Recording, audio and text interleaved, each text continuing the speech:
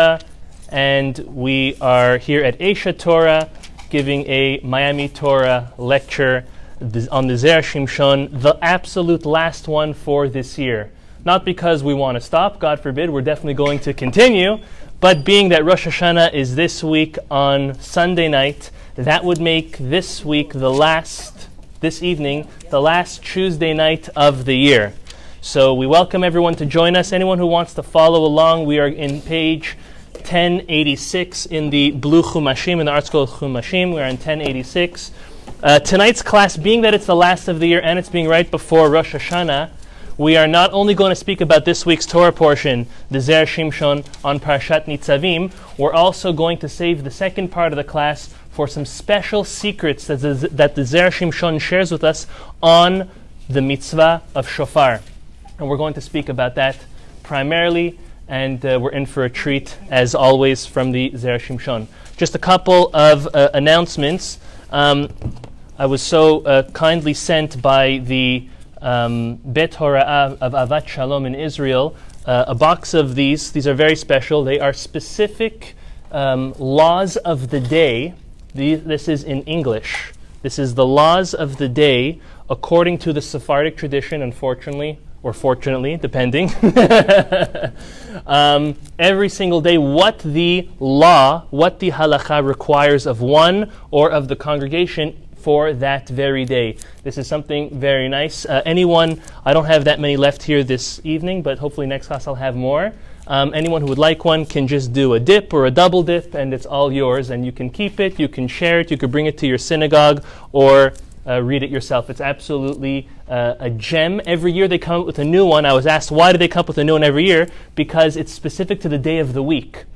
For example, if a holiday falls out on Shabbat, rather than in the middle of the week or on a Friday, the Eve of Shabbat, so every single year they come up with a new one in order that it's like almost dummy-proof. It's autopilot in order to fulfill the right obligation of that very day.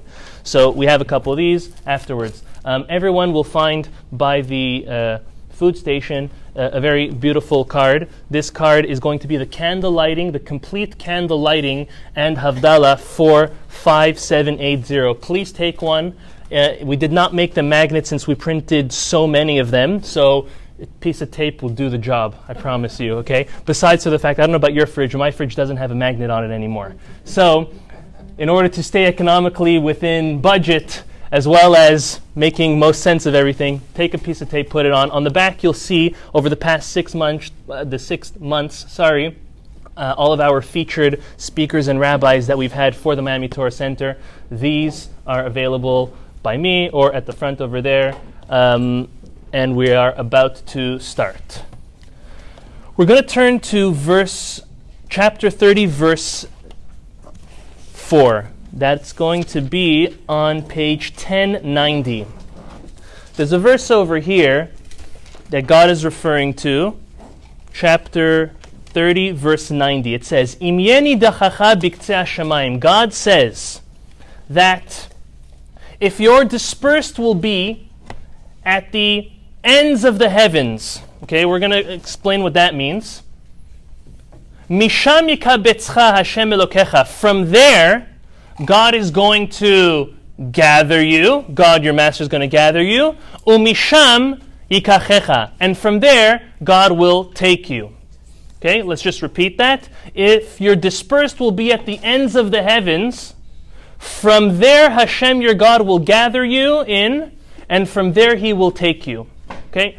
Off the bat, we're going to ask two questions the Zera Shimshon addresses, and we're going to beautifully answer them in his ultimate wisdom. Listen to the following. First he asks is the word misham, from there, if you're looking in the Chumash, is definitely superfluous. It's definitely an extra word. The verse could have very well said, Im yeni dachacha biktzeh hashamayim, yikabetzcha Hashem Elokecha. If your people or someone will be dispersed to the heavens, God will gather you. Why does it have to say misham, from there, God will gather you in? That's question number one. Question number two is the last two words are definitely redundant again. It says God is going to gather you in, and then umisham yikachecha, and from there He's going to take you in. What's the difference between gathering and taking? Isn't the whole point that anyone who's drifted off, unfortunately, from God, drifted off from his Torah and his observance, that God's going to bring them back in? What's the double terminology needed? So the umisham from there is superfluous, and then the last two words, umisham mikachecha, that from there God's going to take you, again is extra. It's a couple months ago, or you could say it's going to be in a couple months again, the very famous story of Purim. And there's a villain. And this villain is a nasty, nasty guy. All of the cartoons all make him with these pointy ears and a grin on his face. Definitely not a good guy to the Jews. Do we know who I'm talking about, or do I need to? Okay, very good. Haman, very good. Yes, where's the Graggers? Haman had a very interesting wife. Well, don't we all, right? Okay. He had a very interesting wife, and he had very, very interesting friends and advisors. Not the type of friends or advisors, and I hate to say this, not the type of wife that you would want. Meaning, when things were going great for Haman, guess who was good and close buddies with him? His wife, his friends, his neighbors, his advisors. But when things, it sounds familiar, unfortunately. Okay, when things took a turn for him, as we were very happy for it, but all of a sudden he's looking right and left and his wife's not there anymore. His daughter committed suicide. Wait, do you remember that story? His advisors, his friends, they're like, they got nothing to say all of a sudden. They did have one thing to say, however.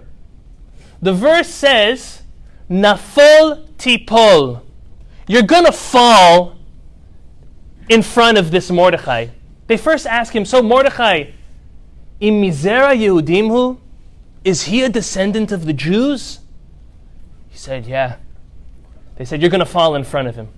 The Talmud asks, why a double terminology? It should have just said nafol or tipol. Why a double terminology? Fall, or you shall fall in front of him. Okay, it sounds poetic. We're thrilled over the fact. However, is there a deeper meaning? The Talmud says there is, and tells us a fundamental definition of a Jew. A Jew is either very, very, very high and elevated up, or, unfortunately, very, very low. The Jewish people, the Talmud says, is compared to the stars and the sand. This was the blessing Abraham was given to by God. God tells him, come outside of the tent. What do you see?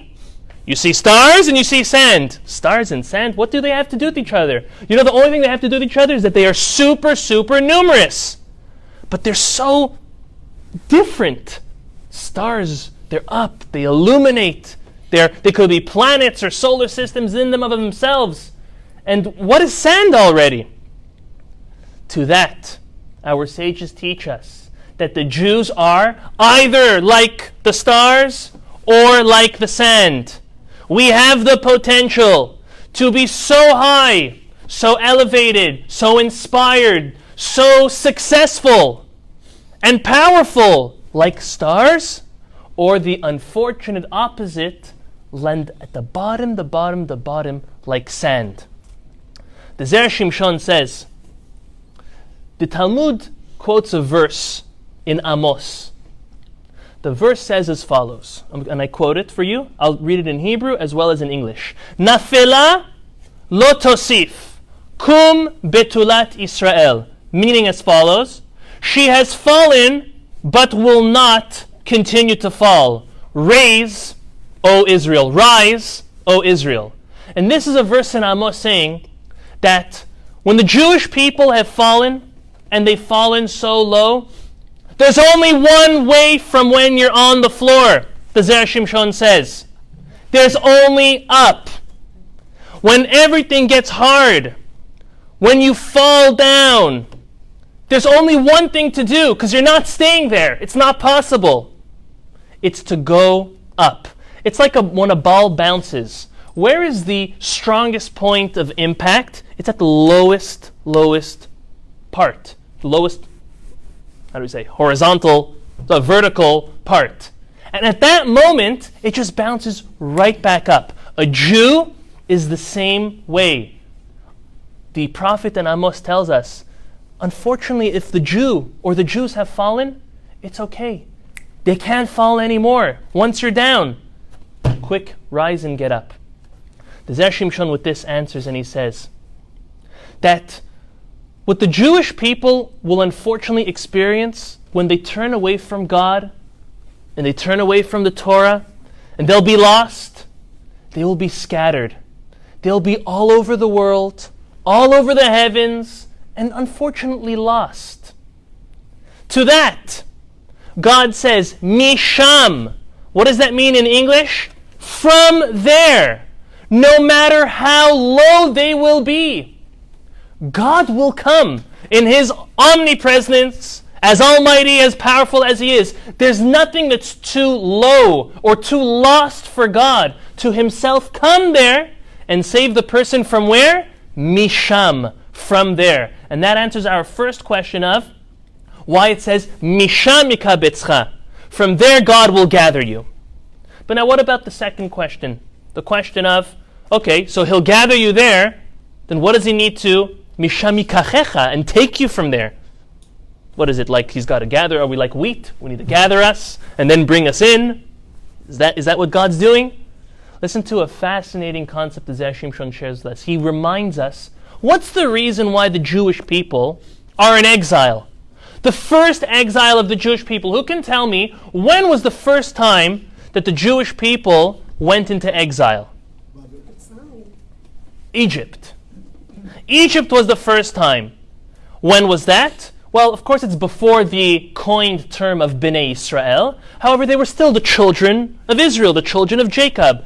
That was the difference between Jacob and his children compared to Abraham and Isaac. Abraham and Isaac, and even Jacob in the beginning of his life, were individuals, but when it became a whole family, a whole tribe, that already turned us into a mini nation of 70 until they entered the land of Israel, and from there, exponentially growing. What was the reason why the Jewish people ever got or were exiled to Egypt? Anybody? Famine. Well, what caused the famine? God. What triggered for God to cause the famine, to trigger the Jewish people to leave Canaan close and leave to Egypt? Sinat chinam. The Talmud tells us, baseless hatred. It's not only like we all think about, that the second, yes, that's part of it. Part of it. It's not only like the second temple was destroyed because of baseless hatred, but the first exile the Jewish people ever endured was because of baseless hatred. There we go. The brothers of Joseph all were very, very jealous of him. They hated the way their father was treating him. And they acted to him in a way which we would want no brother to act to their sibling. By faking, it's okay. Because it just gets me off track. Sorry. Don't worry, it's good. It goes back to Adam Arishon. Yeah, okay, let's go back to They faked like they killed him. They threw him in a pit with scorpions and snakes. They sold him as a slave. They regretted their deeds. They told their father he was killed by an animal. We would not, as a parent, want any of our children to do that to another one of their siblings. Let alone the chosen people, Jacob's very own children. And because of that baseless hatred, the Jewish people were exiled. The second temple, which was worse than the destruction of the first temple, was because of baseless hatred. Even though the first temple was destroyed because of the three cardinal sins, which we'll speak about when we get to Shofar, of idol worship, that's idolatry, adultery, as well as murder. Yet the second temple, the destruction was caused by one and just sinat chinam, baseless hatred. That means when a Jew is not acting with love and care and harmony to another Jew for no valid reason. That's what baseless hatred is. There's hatred, and then there's baseless hatred. That comes, unfortunately, from an evil place, from a place that hurts God, as any parent would be so hurt. You know, if you have your two children, as much as it hurts us when one smacks another and the other smacks another and they have words back and forth, but how much more does it hurt when one is doing nothing and the other one's just coming and pouncing on them? It hurts so much more. And that is one aspect of baseless hatred. The Zera Shimshon says, that's what brought us into exile. Now think about it. Where's the redemption going to come from? It's only going to come from the opposite of baseless hatred. And the opposite of baseless hatred is unity, peace, and love. This is the only thing that's going to bring us back. So you know what the Zera Shimshon says Hashem's going to do? Misham yikabetzcha. From there, God is going to gather you. What does it mean He's going to gather you? He's going to put the Jewish people before Mashiach, before the final redemption. He's going to put us together. What happens when you grab a bunch of things? You grab a lulav and a etrog, a hadas and arava and Sukkot coming up in 2.5 weeks. You put them all together. What happens when you put people together? They have to learn how to live together. They have to learn how to be in harmony. So at first there might be a little bit of bickering and biting and yanking at each other. But if you realize you're all in the same boat and you hear in the cabin next to you someone drilling a hole and he says, mind your own business, it's not his own business, it's all of our business.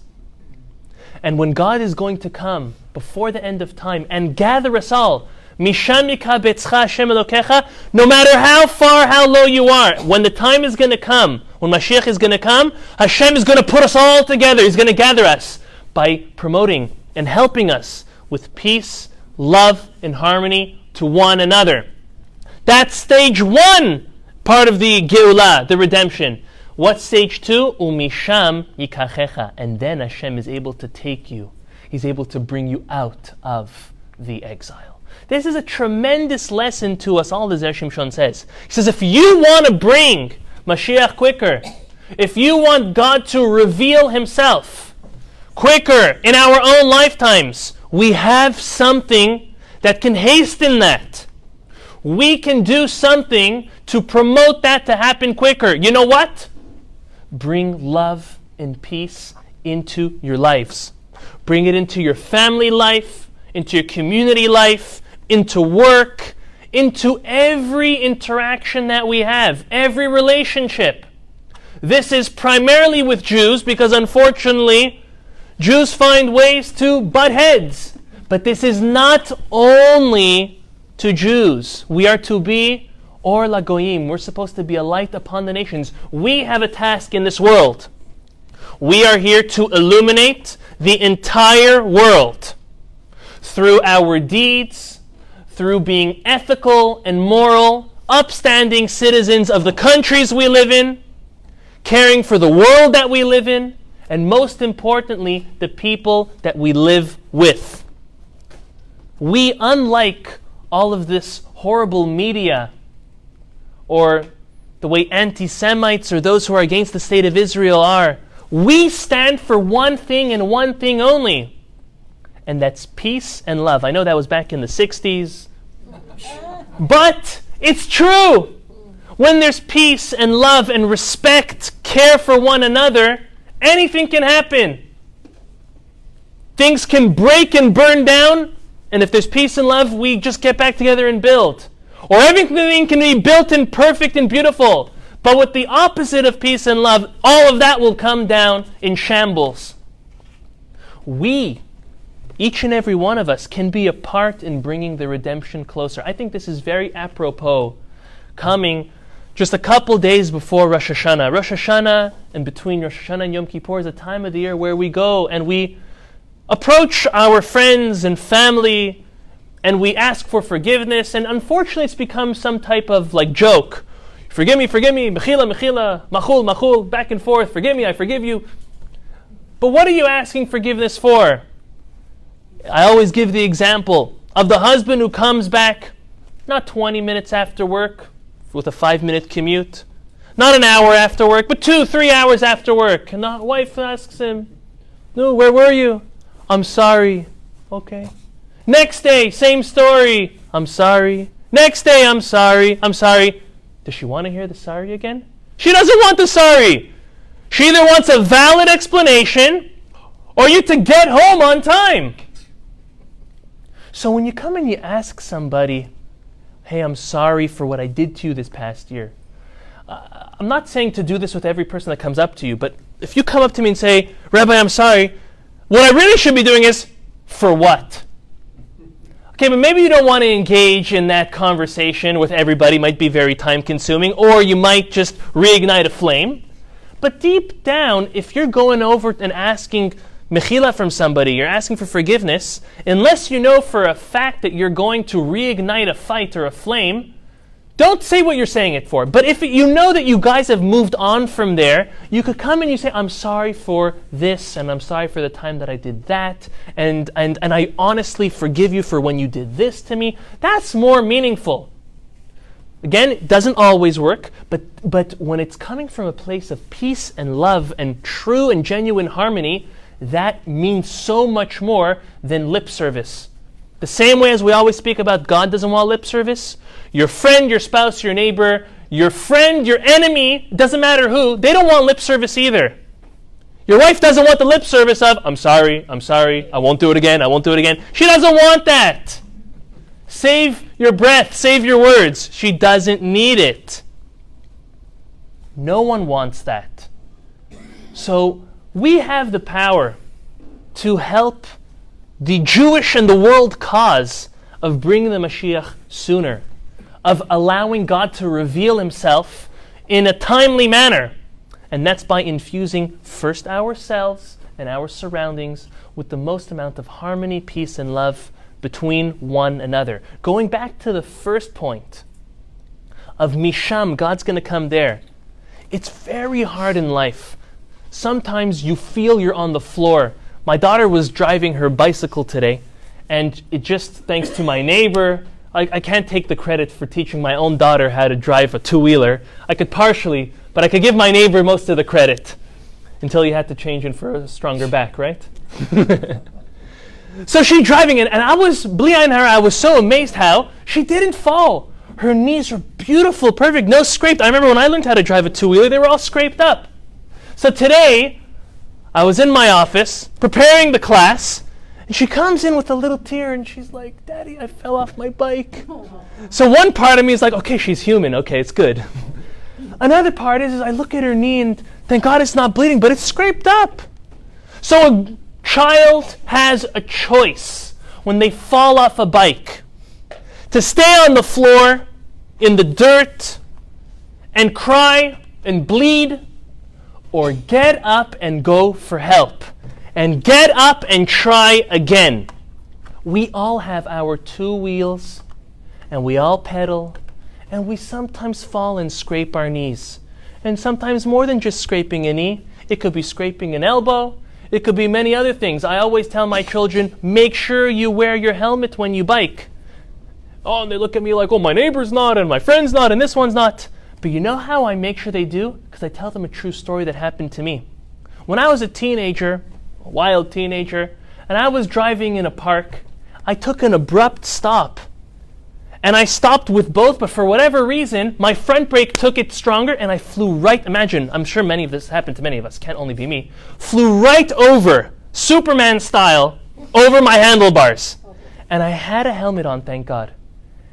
And my parents always told me, better wear your helmet. I didn't believe them. I didn't think it's important.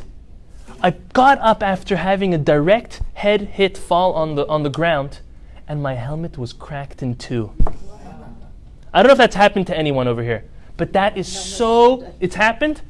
It is so important. When they say that your skull can crack and the helmet will crack instead of it, I lived it.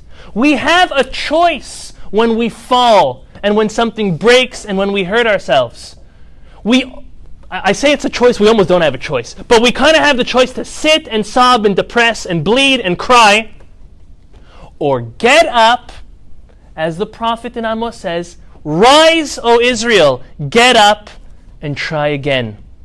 This is a lesson we all have to learn. Misham, from there, no matter how low, God is going to take you out. He'll not only take us out as the Jewish people in the time of Mashiach, but in our own lives, in our own exiles and salvations. He will be there to take us out. So take him up on his offer. Don't sob about it. Learn from your mistakes. Grow from your mistakes. But keep on going. As soon as a person stops, it's the beginning of the end. Let's move on to the next piece of the Zera Shimshon on this week's Torah portion. It can be found in let's find the page. It's in chapter 30, chapter 30, verse 14. It's on page 1092.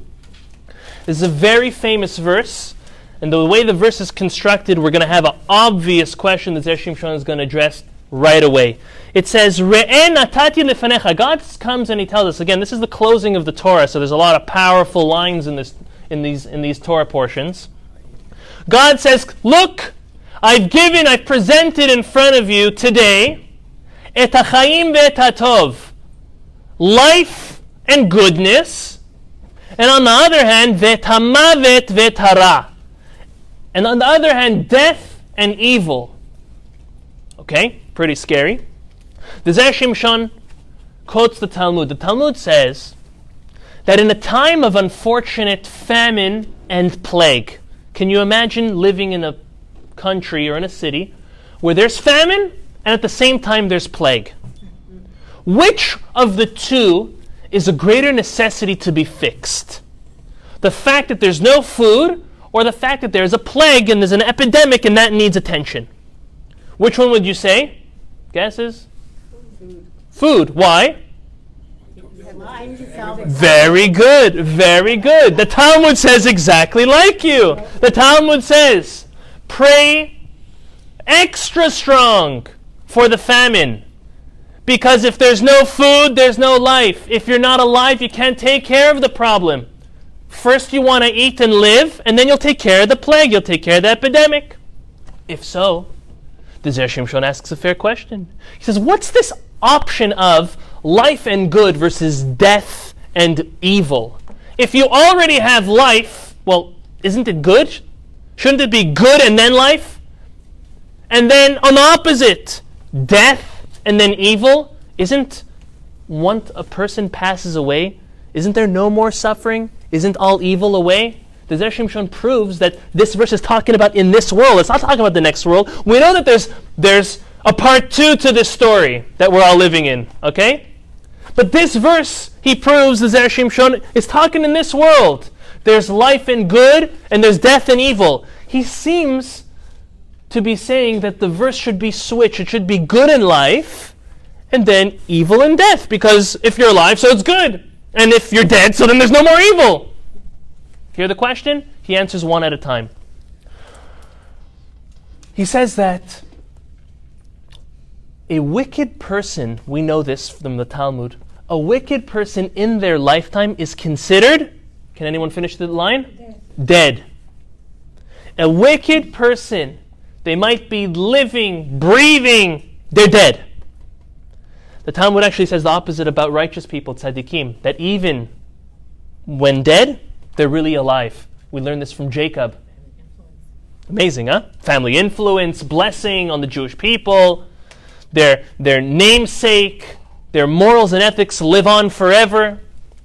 The Zera Shimshon says that if a wicked person is dead while they are alive, then their prayers are also no longer answered. It's a very scary thing that a wicked person, God doesn't pay attention to. It's not to say that they may not be blessed, they may not be breathing, they may not have a lot of money, they may have all that. They may have a lot of things going for them, but they're shunned away from God because they pushed God away from them. And therefore, the Zera Shimshon says, when we come to pray, there is a prerequisite, there's a step before opening our mouths and speaking to God that we need to do.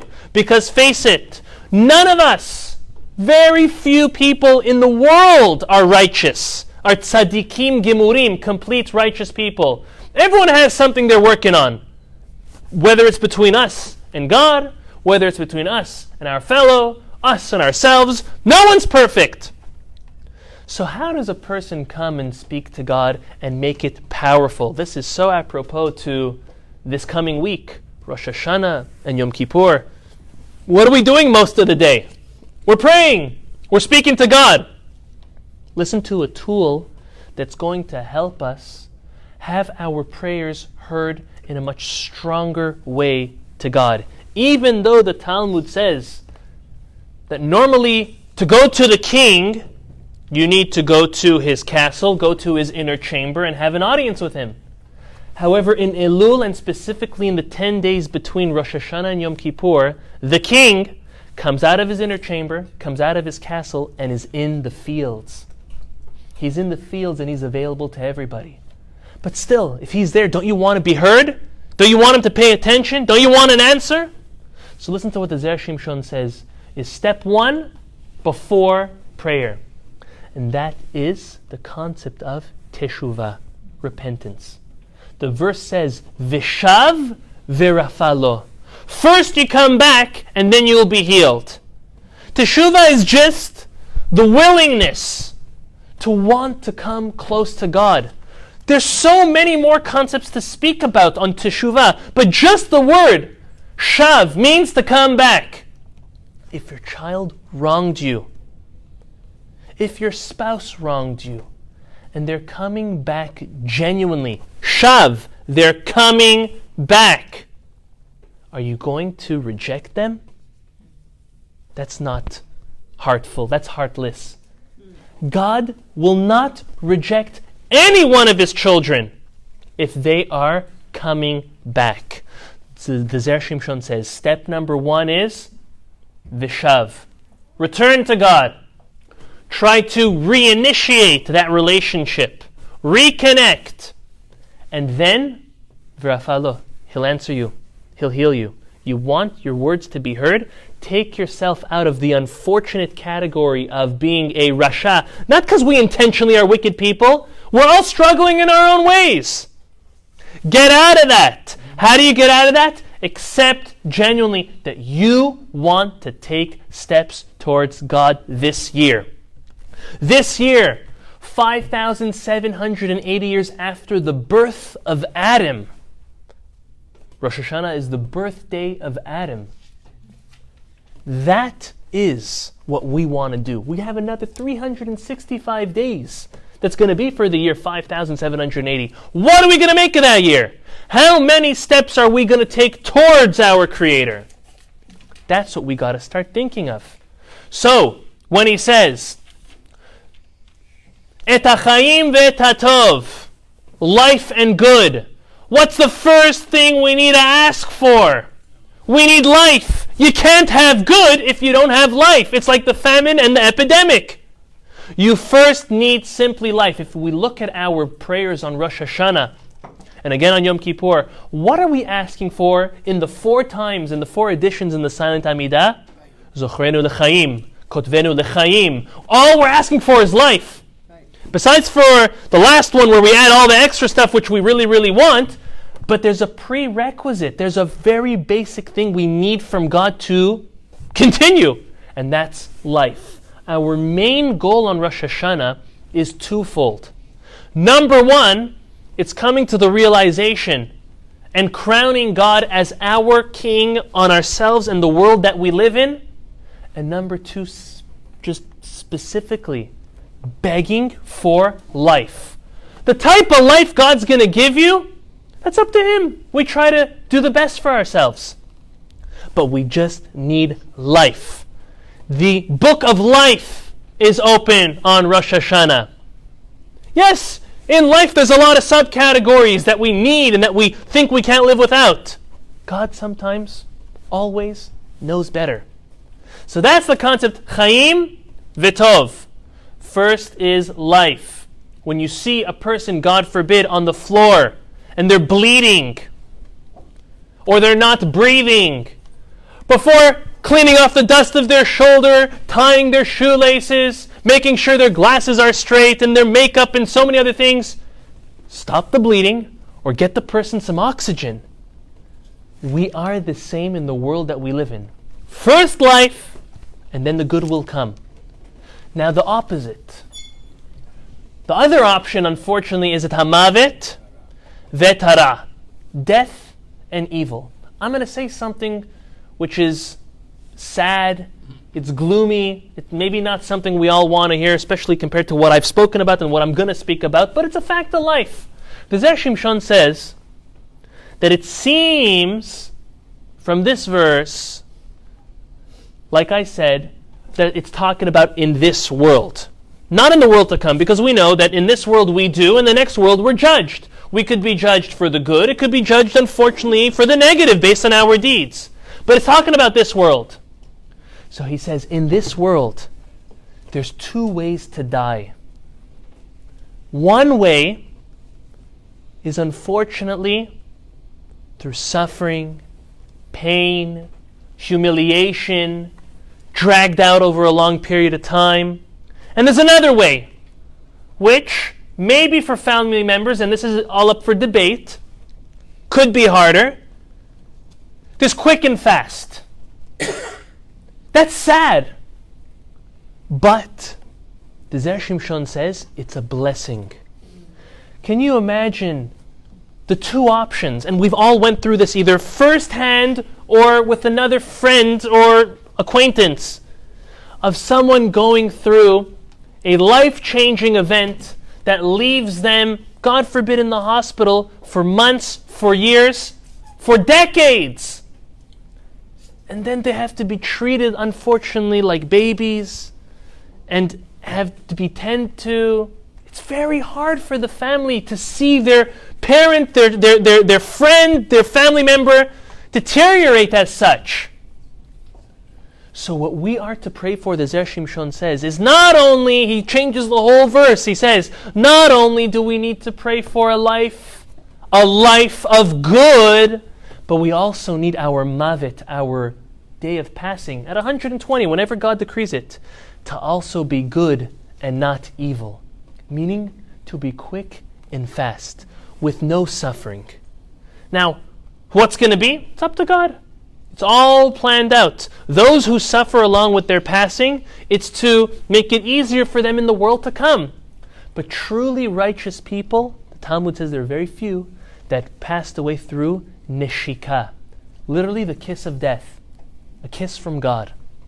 And this is something which we try to perfect in our lives, to be that great person that hopefully will have a life of good while alive, and even on our way out, something which is not pain and suffering for ourselves, and most importantly at that time, as any of you who've either had a parent or a grandparent or a great-grandparent go through those times, say that they just don't want to be a burden or a hardship on their family. It's very, very hard. I don't want to harp on this. However, we should always pray, not only for ourselves, but our family members, that we will have long, healthy, happy lives from beginning until the end, including the end. We're now going to move over to a very special treat that the Zera Shimshon shares with us on the shofar, being that we will be blowing the shofar this coming week. It's going to be Monday morning, the first day of Rosh Hashanah, and Tuesday morning, the second day of Rosh Hashanah. Before we see the Zera Shimshon's secret chidush, secret novelty, we're going to first understand a couple basics about shofar, which many have to ask about. And I'll be honest with you, before I learned about this, I was also embarrassed to ask these simple questions about this awkward trumpet wherever you go looks different, sounds different, makes me feel different, and why and what. We're going to do a couple basics. And I think one of the greatest breakthroughs of tonight, just in the ABCs, the Aleph Bet of shofar, that we're going to reveal tonight, this is before the Zera Shimshon, besides for the Zera Shimshon, is the amount of times we actually blow. until a person knows where this development came from and how many blasts are actually made and heard, everything seems very, very like, is this random? Is this the same in every synagogue? The answer is it should be, if it's done correctly, okay? The Torah tells us 3 different times about the blowing of a shofar. Twice in reference to blowing it on Rosh Hashanah, and once in reference to blowing it on Yom Kippur of Yovel, of the Jubilee year. The Talmud says, well, since it's so scarce and so unique that the Torah even speaks about the blowing of a shofar, I'm not talking about silver trumpets, right? We have that elsewhere. We're talking specifically about a shofar, that let's unite them, and anytime it's blown, it needs to be blown the same way. Meaning, since it's said 3 times in the Torah, whether it's on Rosh Hashanah or on the Jubilee year, it is to be blown 3 times. Okay? So we just got, I'm building up the numbers for you, because I think that's going to be the biggest breakthrough. We got from a simple obligation of blowing once on Rosh Hashanah, because it's Rosh Hashanah, to now we're already at 3. How do we get to 3? Because the Torah speaks about blowing a shofar 3 times, and the Talmud says, let's group them all up. We blow 3 in packs of 3. Okay. There's something else that the Torah tells us through the verses, is that a blast of a shofar is preceded and followed by a long blow as well, a longer blast, as we call it to be a tikiyah. That's the long blast. So if anyone's following in the math, if I have 3, this is still easy, it's going to get a little more complicated. If I have 1 which turned to 3, okay, and now I have 1 before and after, what does that give me? Total of 9, okay? Let's make stuff even more complicated. No, you're not done yet, you're not gone yet. We're at 9, okay?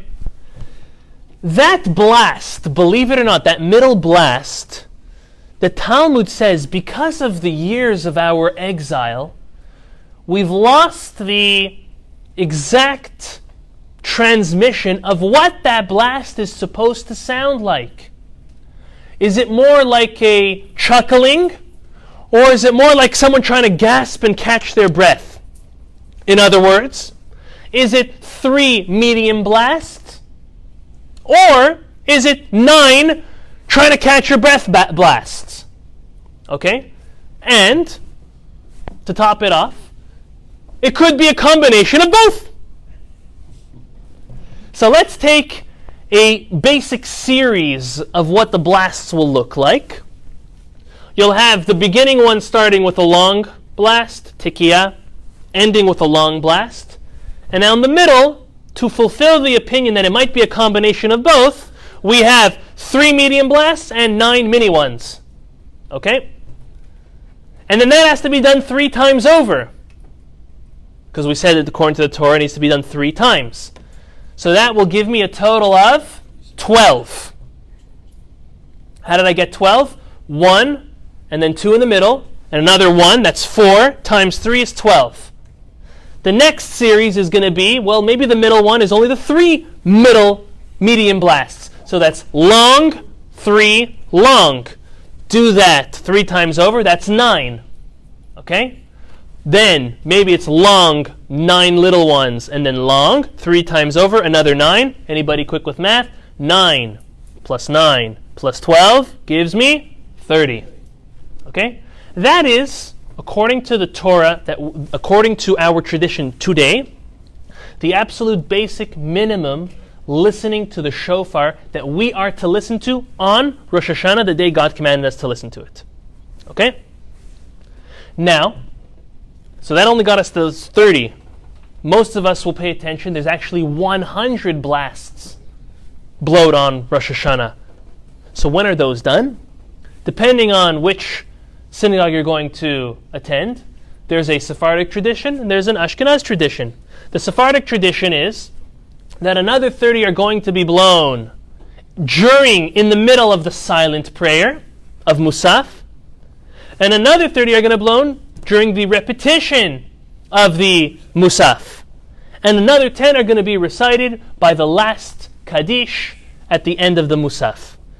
The Ashkenaz tradition says keep it the same, but we're not going to interrupt the silent prayer. Rather, just do it during the repetition and after the repetition of the Musaf. But whichever way you cut it, we have a total of 100 blessings. 100 is a wholesome number. 100 is coming complete to God. It's greater than 30, right? 10 is a great number, 30 is a great number, but 100, we've spoken about this before, is a complete and wholesome number. It's a three-dimensional aspect of the number 10. Okay? Even though 10 times 10, but it's still, okay, we'll put it like this. It's three-dimensional of the number 1. Right. Let's put it that way. Having said that, where does this shofar come from? We have a couple shofars over here, just to give a couple examples. A shofar comes from a very specific animal. The Talmud says it has to come from a kosher animal. Traditionally, we use from a ram's horns. Okay? And they don't look exactly like this when they're on the head of the ram. They're a little more pointy. They're a little more round. They're not so polished. Okay? They're not hollow. There we go. Earwax. And this is what Moses told us to blow with on Rosh Hashanah. Now there's a very unique characteristics and features to this shofar. Number one is that it's bent. Rashi tells us in the Talmud that it's bent just like when a person prays to God and is bent over. Their face is down. We come in humility to God on Rosh Hashanah when we blow the shofar. It's specifically from a ram and not from a bull, because a bull, the Talmud says, will remind us of the golden calf, and we don't want to give God any memory of that sin. We're coming to ask for forgiveness. It's like if you're coming to your parents and asking for forgiveness for something you stole. So you took their car without their permission. So you're returning their keys, but then they see, giving you a bad example, a pen of theirs, a Mont Blanc pen of theirs in your shirt that you took from them without permission. You're like giving them bad taste to the concept of forgiveness. So therefore we take from a ram which also symbolizes and reminds God of when Isaac was swapped for a ram by the Akedat Yitzchak, by Abraham's 10th and final test. For these reasons, we use a ram's horn on Rosh Hashanah to appeal to God. We're not going to go through them now. However, if you text me personally or Bli Neder, I'll try to post it on Facebook. There are 10 reasons, no less than 10 reasons, that Rabbeinu Saadia Gaon gives for the blowing of a shofar on Rosh Hashanah. And just to mention maybe one or two, is just as a king is crowned at the beginning of their reign, when did God become king over the world? Well, you might claim and say, when he created it. Wrong.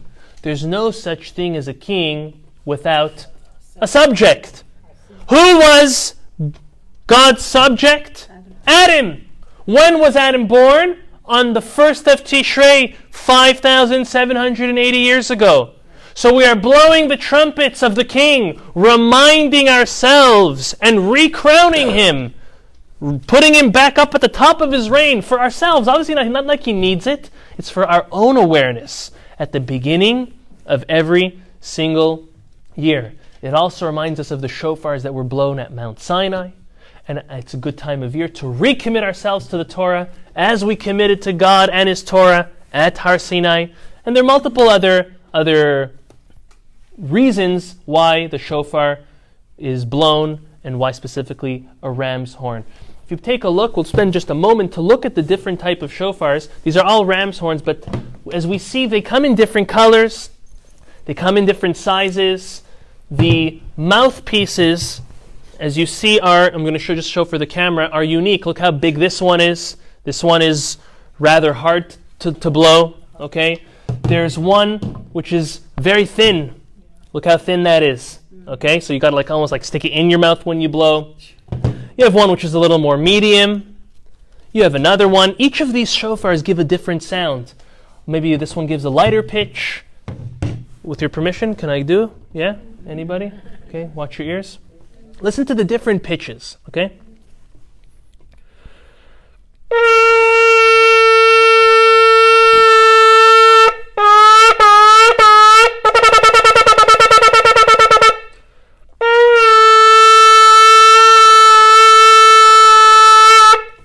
So that's going to be blown for the first time 3 times over. And then, let's just do it with another one just for the sake of different sounds. This next sequence is going to be done 3 times over.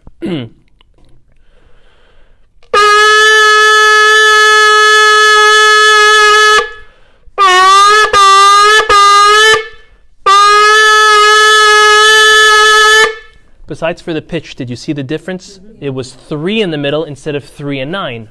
And then the last sequence.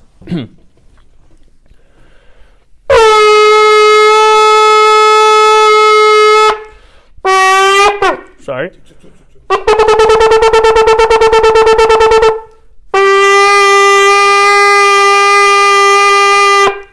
So they each have a different sound.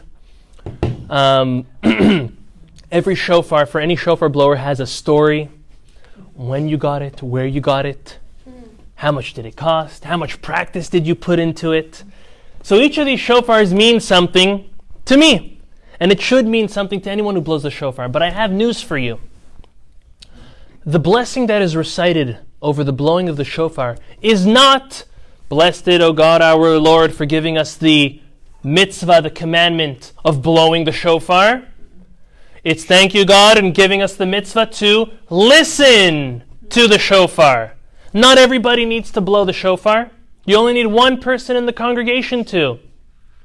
And listening to the shofar is the absolute requirement that is needed, even for the blower. If theoretically it could be heard without being blown, well, that'll be good too. Obviously one person needs to blow, but it's listening to the shofar. I don't know if it gives you the same feeling, but these blasts, it's like a siren. It goes deep into one's heart. You almost are shocked. But there's more than that. It's also like a cry. And this is the beauty of the shofar. And this is what we're going to get into the Zera Shimshon. But before we mention the Zera Shimshon,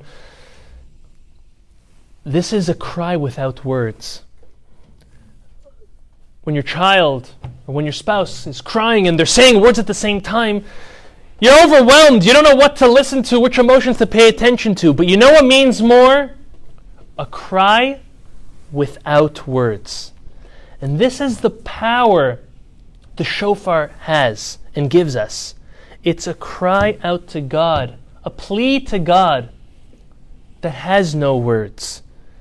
Because each of us in our own lives are desperate to find God, to be with God, to have answers to our questions, that words cannot quantify them. I'll mention one more thing before we move on to the Zera Shimshon. I had the opportunity this week to listen to live Rabbi Eli Mansour, one of my great teachers, someone who I'm very close with. I'm sure many of you know him. Absolutely amazing. And he said one more amazing thing about the shofar that was new to me. I never thought of it this way. He said,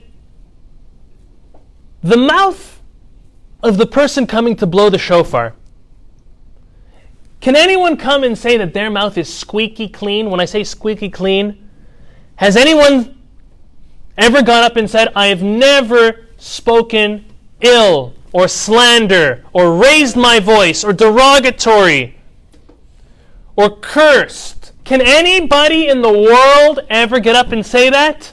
Find me the person, okay? I haven't found them yet. No. And therefore, just as we're not going to use a bull's horn, because a bull reminds God of the sin of the golden calf, how can this mouth who doesn't always speak squeaky clean, who has not always been squeaky clean, how can I speak to God on my behalf, on anyone's behalf? It's the same mouth which cursed, the same mouth which spoke ill, slander, embarrassed, hurt, screamed. How can it be? This is why the most important part of Rosh Hashanah, besides for it being an unconventional ritual that takes place on Rosh Hashanah, being the shofar, but it's the strongest because it transcends words. It gives us an opportunity to appeal to God in a way which bypasses the mouth. Obviously, the mouth is involved, but it's not speaking the way one can speak good or opposite. It's blowing air into something else, allowing the scream and the cry go directly up to God. Now listen to what the Zera Shimshon says. He quotes a verse written by King David in Tehillim, chapter 81, verse 4. It's a famous verse. It says, Tik'u b'chodesh shofar b'kese leyom hagenu, which means, blow the shofar at the moon's renewal at the time appointed for our festive day. So as we explained, which is the only day of the year that we have an obligation to blow the shofar. We don't have Yovel, Jubilee year. We do not have the temple. It's only on Rosh Hashanah. Whether we blow all Elul not, all long or not, whether it's during the Slichot or after the prayers, the only obligation to hear it is on Rosh Hashanah. Comes Zera Shimshon and says, why is King David referring to the blowing of the shofar, or the obligation of blowing the shofar, to Tik'u b'chodesh, in the month of? It should say Tik'u b'yom, on the day of Rosh Hashanah. I don't know about you, Rosh Hashanah is 2 days. It's not a whole month. Why does it say Tik'u b'chodesh, in the month, and not Tik'u b'yom, blow on the day of Rosh Hashanah? Rosh Hashanah is not a whole month long. Listen to what the Zera Shimshon answers. He quotes a midrash. The midrash quotes 2 verses and puts the 2 together in a very, very special way. The first verse is in Leviticus chapter 23, verse 24, and this is the first mention in our Torah of the shofar for Rosh Hashanah. Listen to the verse. It says, Daber el bnei Yisrael lemor.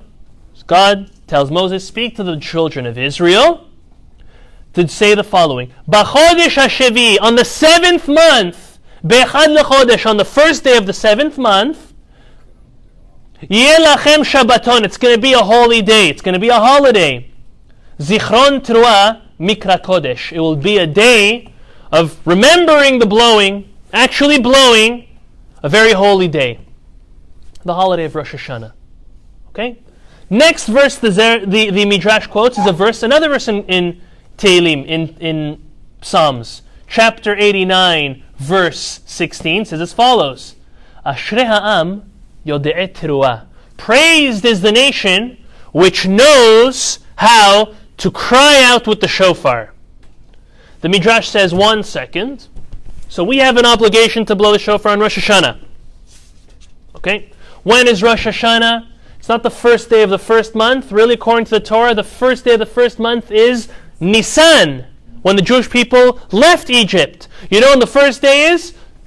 You know when Rosh Hashanah is? It's the first day of the 7th month, Tishrei. You count from Nisan, Tishrei is the 7th month. Okay. And now the Midrash asks, what's this idea? Praised is the nation, referring to the Jews who knows how to cry out with a shofar? Are you telling me that a Gentile can't pick this up and make noise? I can find you plenty of Gentiles who can.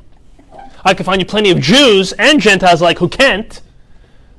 Was it almost 6 years ago? You can give me any shofar, any mouthpiece. I couldn't get anything more than a out. Literally. Okay, now I played piano as a child. I messed around with the harmonica. But nothing more than, and if I tell you the amount of hours and hours and hours and guidance and being stubborn for the good to work on never giving up, on learning something that you want to learn or doing something you want to do, it will come. It will happen. If I got a nickel or a dime for every hour I put on this, I'd be very, very wealthy today. It's a joke, obviously. But we can never give up because it's all worth it at the end. All of our efforts worth so much more. I connect to the shofar so much more than someone like my son, who's 8 years old, God bless him, who picks any of these up and blows them as loud, if not louder than me. Go figure. The kid's lungs are this big. I could put my hand around his waist. But because of the effort I put into it, it means so much more to me. It's a lesson for us all. But going back to the shofar, if a Gentile can pick this up and blow as well, why are we praised for knowing how to blow a shofar? Why Ashrei ha'am yodei teruah? Praised is a nation who knows how to cry with the shofar. What does that mean? So, it says as follows. The Midrash says, you know what it means? It's not the sound that a shofar makes. It's the outcome of what a shofar produces. What does the blowing of a shofar produce? It promotes the Lord Almighty to get off of his chair of judgment and go sit on his throne, his chair of mercy and compassion. How this? Well, we said it reminds God of the Akedat Yitzchak, of Abraham willingly coming and wanting to sacrifice his son. It reminds him of the creation. It reminds him of us being our king. It reminds him of receiving the Torah. This activates God getting up and going over. But it's not the noise. It's the intention. It's our kavanah, as we say in Hebrew. It's in our hearts. It's what we feel, what we think of when we blow the shofar. This is a tremendous weapon, to the point where it's a weapon, and like all weapons, is supposed to be covered at all times. Opposed to when blowing or when learning about shofar is always covered. Look at this. Look how many bags I got over here. Each one has its own bag. A shofar is a secret weapon. If you have a secret weapon, if you had kivyachol, elef avdalot, a million of a change, if you had a lamp that when you rubbed it, a genie came out, would you leave this out in the open? This is our lamp. Kivyachol, as if. This is our secret weapon. If you have a very, very sharp samurai sword, anyone who's into martial arts or into Japanese or Chinese history, a sharp sword is never left out of its case. It's only drawn when to kill. It is wiped and put back. The shofar is our secret weapon. It's not the sound. It's what it does. And we're so lucky, praiseworthy, King David says, is the nation who has this and knows what to do with this. Now what does it mean, the Zera Shimshon says, the 7th month when the Torah tells us? Is there more than the 7th month? Listen to a fascinating explanation the Zera Shimshon says. He says, how do you say 7 in Hebrew? Sheva. Sheva is also similar to another word. Savea. Savea means to be satiated, to be complete, to be full. You know what month is the most full of mitzvot month of the year? The month of Tishrei. You have Rosh Hashanah with all of the prayers and the shofar. You have Yom Kippur with the fasting and the forgiveness. You have Sukkot with the sukkah, the hut, along with the 4 species. You have Simchat Torah, the finishing of the Torah, starting the new Torah, rejoicing. You have Shmini Atzeret, the last day as well of the holiday, of the whole sequence. There's no other month that is as full as the month of Tishrei. But the Zera Shimshon says there's another concept. He says we know there's a concept of God giving merit and reward to the Jews even on something that they have not done yet and they're going to do. We have a track record. Every single year of our lives, We go, we hear shofar, we fast, we build the hut, we shake the species, and we finish and we start anew the Torah.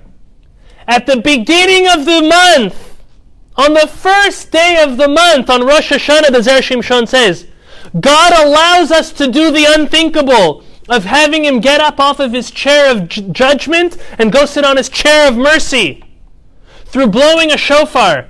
Really? Through blowing a shofar? Is that good enough to get him to do such a drastic move? Answer is no, the Zera Shimshon says. But you know why he does it? He allows this powerful weapon work in merit in what's going to follow during the whole month. And that's why the verse says, Tik'u b'chodesh shofar. The shofar is going to draw merit of all the good and all the mitzvot that are going to take place all month long, and make that drastic, life-changing move of God getting up of his chair of judgment, going on sitting on his chair of mercy from the first day of the month using our secret weapon. How lucky are we that we're able to come to Rosh Hashanah knowing what this special weapon does. So many don't know. Share it. Let people know. Don't talk about it during the blowing of the shofar. You're going to lose your own concentration. You're not going to be able to pay attention. You're not going to be able to connect to it. Connect to it and help others connect to it by telling it to them before. Before I blow the shofar at Rosh Hashanah, no matter where I've blown, I always take a pause and get people into a couple minutes of the mode of what we're about to do. And the obligation and the fulfillment and the concentration and the intention. It means so much. We spoke about this a couple weeks ago, the power of making a blessing, the power of verbalizing. The reason why we make a blessing on something, besides for food, but any mitzvah, commandment we're going to do, is to take that action and to verbalize it. Make it real. It's kind of like a pause. It's like, does God need me to make a blessing before I blow the shofar? He knows. It's protocol. God, every year on the first day of the year, I blow this, you get up and you go. Very good. Why do I need to make a blessing? Is the blessing for God? No, the blessing's for me. So I stop and I pay attention. Hey, something grand is about to happen. So make sure that we try to help others connect as well. One last thing I wanted to mention, and I should have said this before, and this was relating to the destruction of the first temple. The first temple was destructed because of the 3 cardinal sins. Idolatry, adultery, and murder. The 3 sets of 30 that we do are each corresponding to the evil, not only corresponding, they're corresponding and going to slay the evil inclination on those 3 cardinal sins. The first, going and slaying the evil and the evil inclination on idol worship. The second, going and slaying the evil inclination on idolatry. And the third, the evil inclination on murder. And the last 10, the extra bonus 10 to give us a full 100, is there to destroy, and this I think nowadays is our greatest test of all, the evil inclination against Lashon Hara. Evil speech, speaking slander. Can we imagine when putting the mouthpiece of the shofar on one's mouth, blowing with one's mouth and tongue, please asking God to help us and to spare us as individuals and as Jews as a whole to not have the temptation to speak slander. It is sometimes, if you think of it, it's ridiculous how tempting it is. Just for a juicy piece of information, just to hear something negative about someone, just to say fresh news off the press, no one else knows this, you're the first to hear this. How excited are we to hear that or say that? It's ridiculous. It's stupid if we think about it. It's like, is it worth it? But in the action, in the moment, it's sometimes so hard to be mindful. Let the blowing of shofar this year help us be mindful.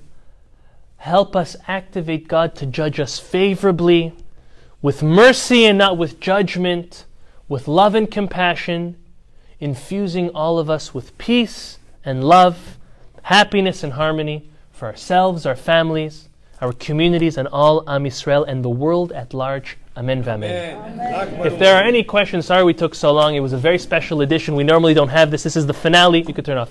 The finale edition of the year. If there are